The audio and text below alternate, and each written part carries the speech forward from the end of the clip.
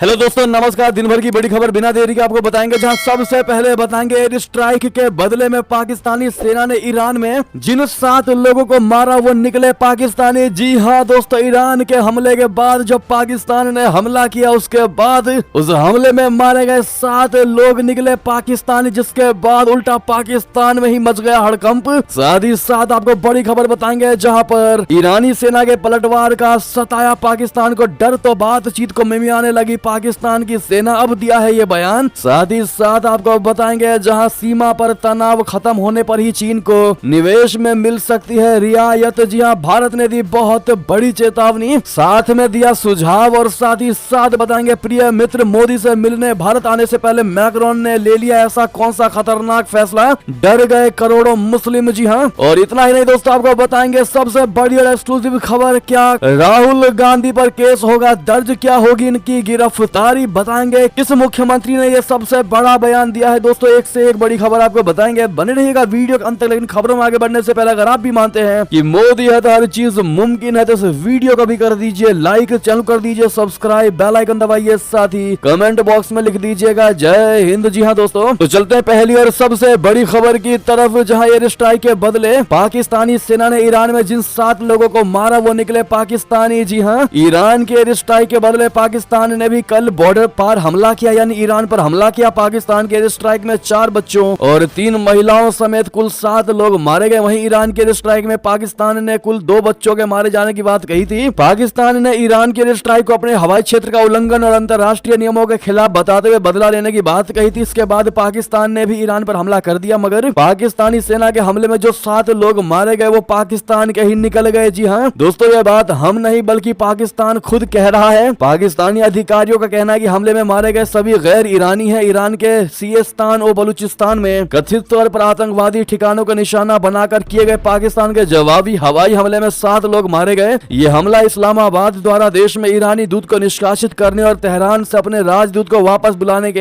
एक दिन बाद हुआ है। ईरान और पाकिस्तान 900 किलोमीटर लंबी अराजक सीमा साझा करते हैं, जो आतंकवादियों को राष्ट्रों के बीच स्वतंत्र रूप से आने जाने में सक्षम बनाती है। और ऐसे में दोस्तों, पाकिस्तान द्वारा किए गए इस रिटेलिएट को लेकर, पाकिस्तान द्वारा किए गए इस हमले को लेकर खुद पाकिस्तान की आर्मी पाकिस्तान में गिर गई है। और अब जिस प्रकार से यह खुलासा हुआ है कि वो ईरानी नहीं थे बल्कि वो 7 के 7 मारे गए लोग पाकिस्तानी थे, जिसके बाद पाकिस्तान की सेना पर हमलावर हो चुकी है वहां की जनता। और अब पाकिस्तानियों का कहना है कि पाकिस्तान ने अपनी इज्जत बचाने के लिए ये छोटा सा हमला किया है, ना कि वाकई में ईरान को धमकाने वाला हमला किया गया है। अगर ऐसा ना हुआ होता तो खुद पाकिस्तान के 7 लोग नहीं मारे गए होते। जी हाँ, बहरहाल क्या वाकई में पाकिस्तानी सही कह रहे हैं दोस्तों? पाकिस्तान की आर्मी को लेकर बताइएगा जरूर आपकी इस पर जो भी राय हो। साथ ही साथ आपको बता दें कि आप में से कितने लोग ये जानते हैं कि अगर पाकिस्तान मार्च 2024 के अंत तक गैस पाइपलाइन बनाने की अपनी प्रतिबद्धता को पूरा नहीं करता है तो ईरान लिखित समझौते के अनुसार पाकिस्तान से 18 बिलियन अमेरिकी डॉलर के मुआवजे की मांग कर देगा। और आपको ये भी बता दें कि पाकिस्तान का कुल विदेशी रिजर्व वर्तमान में 8.3 बिलियन अमेरिकी डॉलर है। और अब आप समझ सकते हैं दोस्तों कि पाकिस्तान के पास रिजर्व में 8 बिलियन अमेरिकी डॉलर ही है, जबकि पाइपलाइन प्रतिबद्धता को पूरा नहीं करता है पाकिस्तान, तो 18 बिलियन अमेरिकी डॉलर का मुआवजा मांग सकेगा ईरान, जो कि रिजर्व बैलेंस के दुगने से भी अधिक है ईरान का पैसा। जी हाँ दोस्तों, वैसे में पाकिस्तान की तो यहीं पर हालत खराब हो गई और यही सबसे बड़ी वजह है कि हर तरीके से ईरान पाकिस्तान को दबा देगा दोस्तों। और इन्हीं सब चीजों को सोच करके मिमियाने लगी है पाकिस्तान की सेना। ईरानी सेना के पलटवार का डर सताते हुए अब दे रहा है ये बयान। बता दें, पाकिस्तानी सेना ने हमले की पुष्टि की है, वहीं ईरान को भाई बताते हुए उसने द्विपक्षीय मुद्दों को हल करने के लिए बातचीत और सहयोग की बात कही है। जी हाँ, पाकिस्तानी सेना ने कहा कि 18 जनवरी की रात पाकिस्तान ने ईरान के अंदर आतंकियों के ठिकानों पर हमले किए। ड्रोन, रॉकेट और अन्य युद्ध सामग्रियों का सटीकता के साथ इस्तेमाल किया गया। पाकिस्तानी सेना ने कहा कि आसपास ज्यादा नुकसान न हो इस बात का ख्याल रखा गया। बलूचिस्तान लिबरेशन आर्मी और बलूचिस्तान लिबरेशन फ्रंट जैसे आतंकियों की ओर से ये ठिकाने बनाए गए थे। यानी कि दोस्तों, पाकिस्तान को ईरान से वाकई में डर है और इसी वजह से डिफेंड करने की कोशिश में लगा हुआ है कि ईरान ने पाकिस्तान पर हमला किया, लेकिन सारे सुरक्षा के साथ में हमले किए हैं ताकि कम से कम नुकसान हो। आप समझ सकते हैं दोस्तों, किसी के देश में कोई हमला कर रहा है और आप फिर भी उसको बचा रहे हैं, इसका मतलब ये है कि आपको पता है कि अगर आगे कुछ बात होती है तो आप उसके मुकाबले खड़े नहीं हो सकते, ना आप उसका मुकाबला कर सकते हैं। और यही वजह है दोस्तों कि पाकिस्तान को पता है कि वो ईरान का मुकाबला कभी नहीं कर पाएगा। अगली खबर बता दें, इस मामले पर भारतीय विदेश मंत्रालय की भी 2 टूक कहा, आतंकवाद पर हमारा रुख है स्पष्ट, पाकिस्तान ईरान मामले पर नहीं करेंगे कोई भी टिप्पणी। जी हाँ, भारत मालदीव संबंध, कतर में भारतीय नौसेना के कर्मियों, इजराइल हमास युद्ध, ईरान पाकिस्तान विवाद सहित कई मुद्दों पर अपनी बात रखी। विदेश मंत्रालय ने गुरुवार को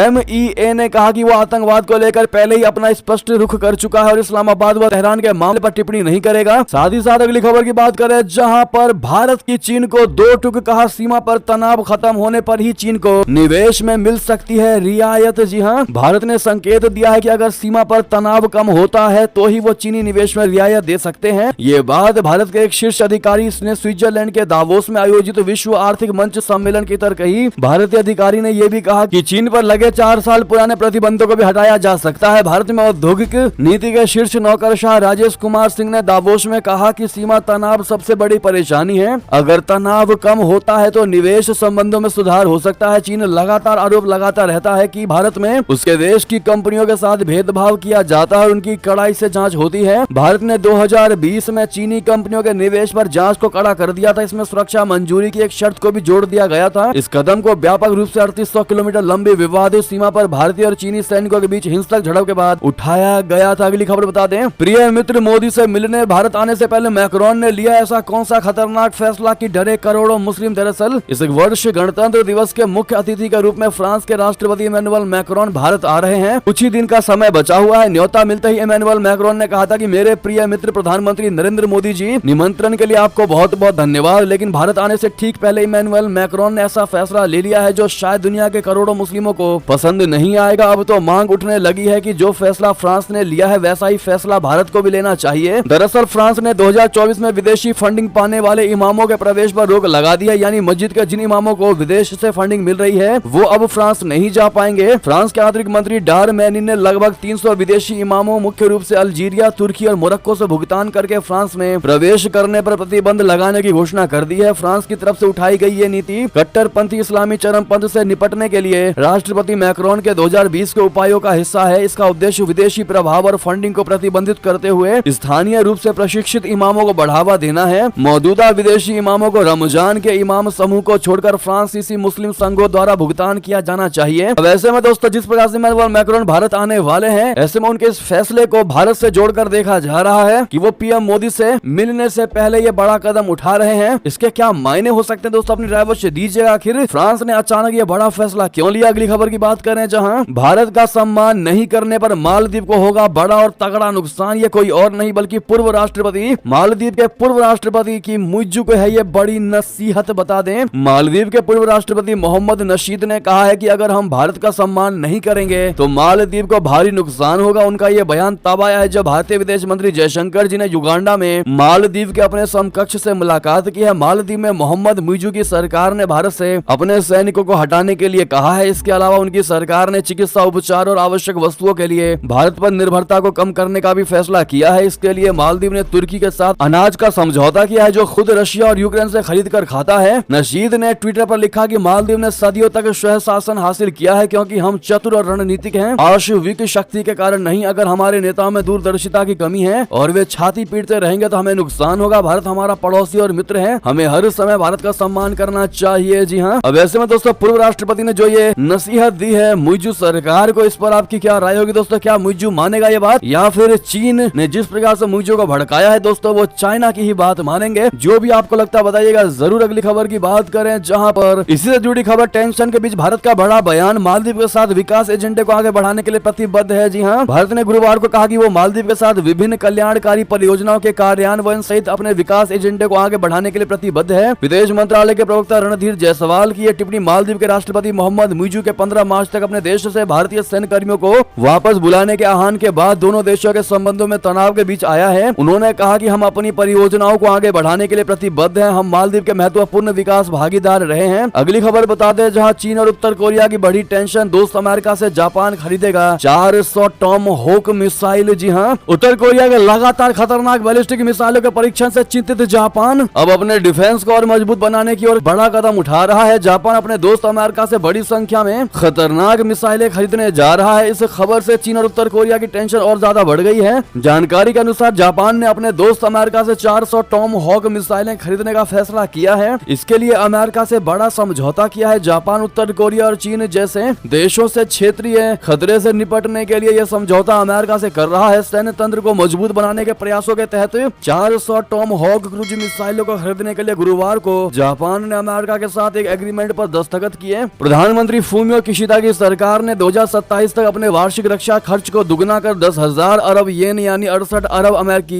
डॉलर करने का संकल्प जताया है। ऐसा होने पर अमेरिका और चीन के बाद सैन्य तंत्र पर सबसे ज्यादा खर्च करने वाला तीसरा देश जापान बन जाएगा। अगली खबर बता दें, राम मंदिर प्राण प्रतिष्ठा का विदेशों में बड़ा इंतजार, नेपाल के हिंदुओं ने की ये तैयारियां। दरअसल नेपाल में हिंदू समुदाय अयोध्या में 22 जनवरी को होने वाले राम मंदिर प्राण प्रतिष्ठा समारोह का उत्साह पूर्वक इंतजार कर रहा है। नेपाल के हिंदू विशेष तौर पर मधेश प्रांतवासी इस अवसर को बड़ी धूमधाम से मनाने की योजना बना रहे हैं। जनकपुर स्थित जानकी मंदिर कई सांस्कृतिक और धार्मिक कार्यक्रमों के साथ साथ प्राण प्रतिष्ठा समारोह का जश्न मनाने की तैयारी कर रहा है। जनकपुर को भगवान राम की पत्नी यानी जानकी माता सीता माता जी का जन्म स्थान माना जाता है। भगवान राम जी की पत्नी सीता का दूसरा नाम जानकी है और जो जनकपुर के राजा जनक की पुत्री थी। जनकपुर नेपाल की राजधानी से 220 किलोमीटर दूर दक्षिण पूर्व में है। ये भारत के अयोध्या से लगभग 500 किलोमीटर पूर्व में है और दोनों देशों के प्राचीन रिश्तों का प्रतीक रहा है। स्थानीय लोगों ने बताया कि इस अवसर पर पूरे जनकपुर उप महानगर में सफाई अभियान शुरू किया गया है। स्थानीय अधिकारियों के अनुसार जनकपुर के घरों और सड़कों को रंग बिरंगी रोशनी, कागजों के झंडे, बैनर और मालाओं से सजाया जा रहा है। जी हाँ दोस्तों, ऐसे में जय श्री राम आप लोग जरूर कहिएगा कमेंट में। अगली खबर बता दें, भारतीय नौसेना ने दिखाई अपनी ताकत, अरब सागर में एक और जहाज पर हुतियों के अटैक का दिया करारा जवाब। जी हाँ, एक और ड्रोन अटैक को भारतीय नौसेना ने विफल कर दिया। मिशन में तैनात युद्धपोत बोले तो INS विशाखापत्तनम ने ड्रोन हमले का जवाब दिया। अरब सागर में यमन के पास फिर से एक जहाज पर ड्रोन अटैक हुआ है। ये हमला यमन के अदन पोर्ट से 60 समुद्री मील दूर दक्षिण में हुआ। इस हमले की वजह से जहाज के कुछ हिस्से में आग लग गई। जेनको पिकार्डी नाम के इस जहाज पर मार्शल आइलैंड का फ्लैग लगा हुआ था। ये हमला मंगलवार रात करीब 11:11 पर हुआ। हमले की सूचना मिलते ही नेवी ने वॉरशिप INS विशाखापत्तनम को मदद के लिए रवाना किया। 18 जनवरी को 12:30 पर वॉरशिप में वहां पहुंचकर हमले का मुआयना किया। आग पर नियंत्रण पा लिया गया है। प्राप्त जानकारी के अनुसार जहाज को बहुत अधिक क्षति नहीं पहुंची है। नौसेना ने कहा कि जहाज कॉल के अगले बंदरगाह की ओर बढ़ रहा है। हालांकि हमला किसने किया इसकी जानकारी फिलहाल सामने नहीं आई है। अगली खबर बता दें, आतंकी लखबीर सिंह लांडा भगोड़ा घोषित, शुरू हुई संपत्ति कुर्क करने की कार्यवाही। जी हां, विदेश में छिपे आतंकी लखबीर सिंह लांडा को मोहाली की विशेष NIA अदालत ने भगोड़ा घोषित कर दिया है। लांडा और उसके साथियों की संपत्ति कुर्क होने की कार्रवाई शुरू हो गई है। NIA ने आरोपियों को भगोड़ा घोषित करने की याचिका दायर की थी। NIA की याचिका दायर होने के बाद अदालत ने आरोपियों को कोर्ट में पेश होने के लिए 30 दिन का समय दिया था। समय सीमा बीत जाने के बाद लांडा को भगोड़ा घोषित कर दिया गया। 2023 में NIA ने लांडा और उसके साथियों के खिलाफ मामला दर्ज किया था। बता दें कि हाल ही में केंद्र सरकार ने कनाडा में रह रहे सदस्य लखबीर सिंह उर्फ लांडा को आतंकवादी रोधी कानून के तहत आतंकवादी घोषित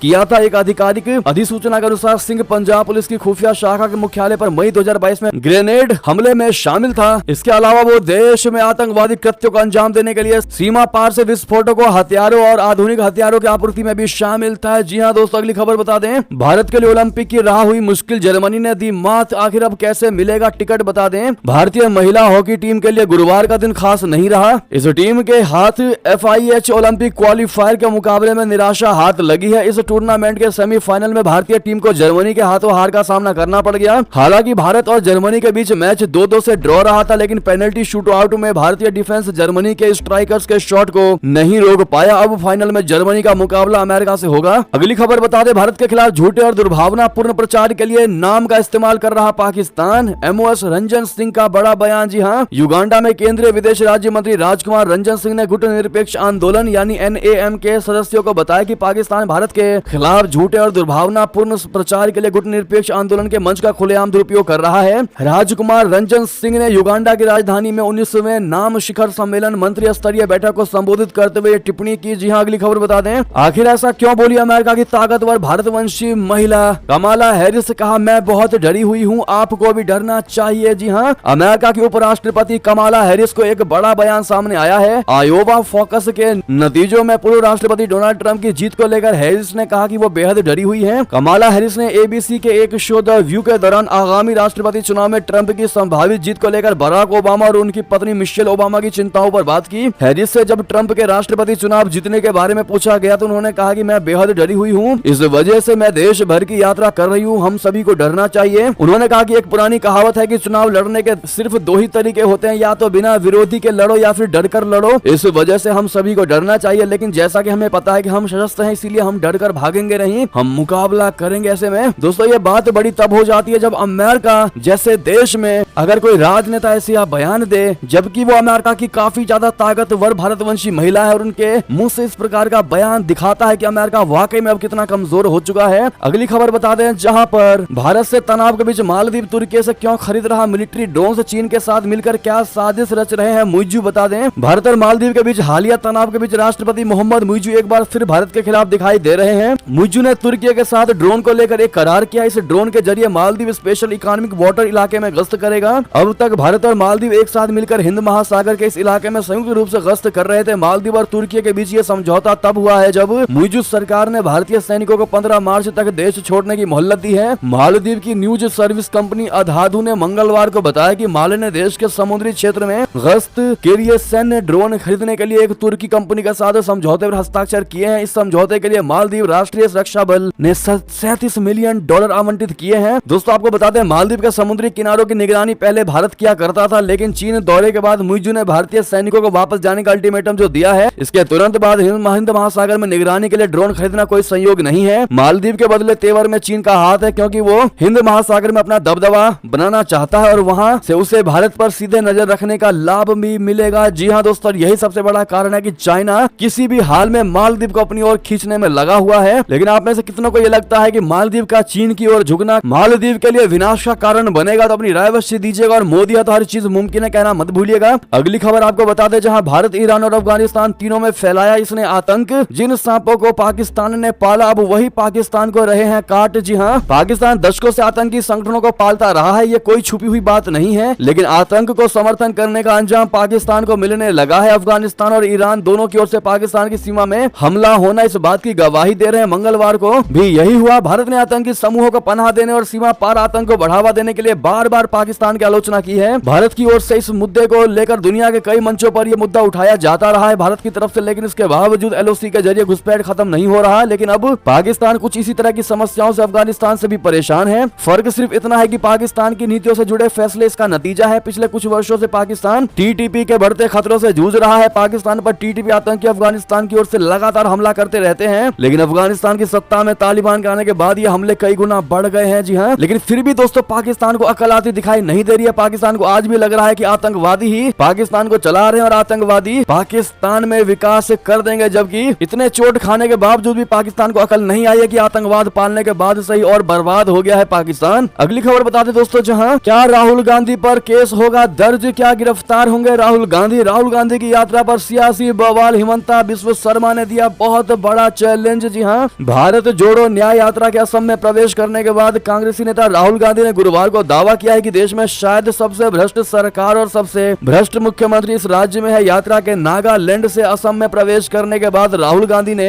शिवसागर जिले में लोगों को संबोधित करते हुए सत्तारूढ़ भारतीय जनता पार्टी और राष्ट्रीय स्वयंसेवक संघ की आलोचना की और कहा कि वे नफरत फैला रहे हैं और जनता का पैसा लूट रहे हैं। राहुल गांधी के इस बयान के बाद सियासी बवाल मच गया है। अब राज्य के मुख्यमंत्री हिमंत बिस्व शर्मा ने गुरुवार को कहा कि यदि राहुल गांधी गुवाहाटी शहर के अंदर प्रवेश करेंगे तो उन्हें गिरफ्तार भी किया जाएगा। गुरुवार को मीडिया से बातचीत के दौरान असम के मुख्यमंत्री बिस्व शर्मा ने कहा कि हमने कहा है कि गुवाहाटी शहर के अंदर से नहीं जाना है, यहाँ मेडिकल कॉलेज है, नर्सिंग होम्स है, जो भी वैकल्पिक रास्ता मांगा जाएगा उसकी अनुमति दे दी जाएगी, लेकिन अगर शहर के अंदर से जाने की जिद की जाएगी तो हम पुलिस की व्यवस्था नहीं करेंगे। मैं केस दर्ज कर लूंगा और चुनाव के बाद गिरफ्तार करूंगा, अभी कुछ नहीं करूंगा। असम के मुख्यमंत्री ने राहुल गांधी की न्याय यात्रा को मियां यात्रा बताया। हिमंत बिस्व शर्मा ने आगे कहा कि यह न्याय यात्रा नहीं बल्कि मियां यात्रा है, जहां जहां मुस्लिम है वहां उनकी ये यात्रा कर रहे हैं। जी हाँ, आपको बता दें राहुल गांधी ने क्या कहा था। गुरुवार को ही कांग्रेसी नेता राहुल गांधी ने कहा था कि शायद भारत में सबसे भ्रष्ट सरकार असम में है। आप जानते हैं यहाँ क्या हो रहा है। हम भारत जोड़ो न्याय यात्रा के दौरान असम के मुद्दों को उठाएंगे। दोपहर में राहुल ने जोरहाट जिले के नाकाचारी के देवेरे रापार में एक नुक्कड़ सभा को संबोधित भी किया और आरोप लगाया कि आदिवासियों, चाय बागान के श्रमिकों और असम के अन्य मूल निवासियों के खिलाफ भाजपा नीति सरकार कई अन्याय कर रही है। उन्होंने कहा कि असम में भ्रष्टाचार धड़ल्ले से हो रहा है। हम सब जानते हैं कि भारत में सबसे भ्रष्ट मुख्यमंत्री शायद असम के मुख्यमंत्री है। जिसके बाद दोस्तों पलटवार करते हुए बिस्व शर्मा ने राहुल गांधी पर यह करारा जवाब दिया है। ऐसे में उन्होंने क्लियर कहा है कि अगर इस शहर की मांग की जाएगी या यहाँ से रैली निकाली जाएगी तो मैं डायरेक्ट केस दर्ज करके गिरफ्तार करूंगा। जी हाँ, एक और बड़ी खबर की बात करें, जहां पर वडोदरा से बहुत बड़ी और दिल दहला देने वाली खबर। वडोदरा नाव हादसा मामले में चौंकाने चौंकाने वाला खुलासा, इस वजह से गई 16 लोगों की जान। दरअसल गुजरात के वडोदरा में हरनी मोटनाथ झील नाव पलटने से मरने वालों की संख्या अब बढ़कर 16 हो गई है। हो सकता है ये संख्या और भी ज्यादा बढ़ जाए। इनमें 14 बच्चे और 2 टीचर शामिल हैं। इस बीच नाव हादसे को लेकर कई चौंकाने वाले खुलासे हुए हैं। बताया जा रहा है कि नाव में बैठने की कैपेसिटी 14 लोगों की थी, लेकिन उसमें 30 से ज्यादा लोग सवार थे। सबसे बड़ी बात यह रही कि नाव में जब बच्चों और टीचर को बैठाया गया तो सिर्फ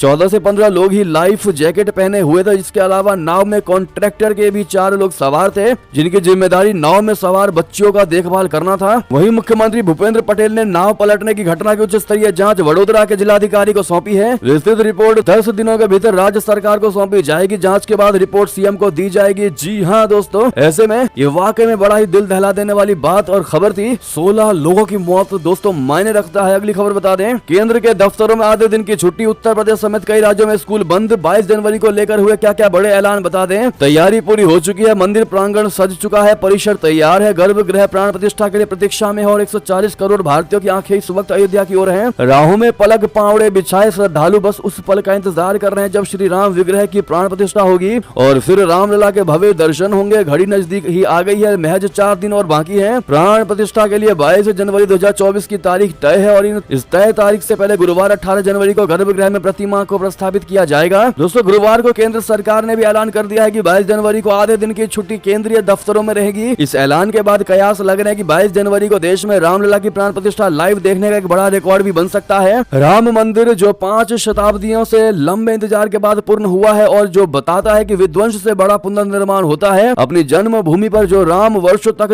टाट के नीचे रहे, अब अयोध्या में भव्य राम मंदिर में गर्भगृह के भीतर विराजमान हो चुके हैं। इंतजार अब रामलला के प्राण प्रतिष्ठा का है। ऐसे में कौन कौन इंतजार कर रहा है दोस्तों कि रामलला के प्राण प्रतिष्ठा आप लोग लाइव देखेंगे? बताइएगा जरूर और कमेंट में जय श्री राम प्लीज कह दीजिएगा। साथ ही साथ ये थी अभी की सारी बड़ी खबरें। आपको हमारी खबर कैसी लगी? आशा करता हूँ बहुत अच्छी लगी होगी। अगर थोड़ी भी अच्छी लगी है तो इस वीडियो को दोस्तों में, भाइयों में, साथियों में, रिश्तेदारों में शेयर अवश्य कर दीजिएगा और अभी कर दीजिए इस वीडियो को लाइक, चैनल कर दीजिए सब्सक्राइब, बेल आइकन दबाइए, साथ ही कमेंट बॉक्स में लिख दीजिएगा जय हिंद जय भारत। और यहाँ तक बने रहने के लिए आप सभी का बहुत बहुत धन्यवाद।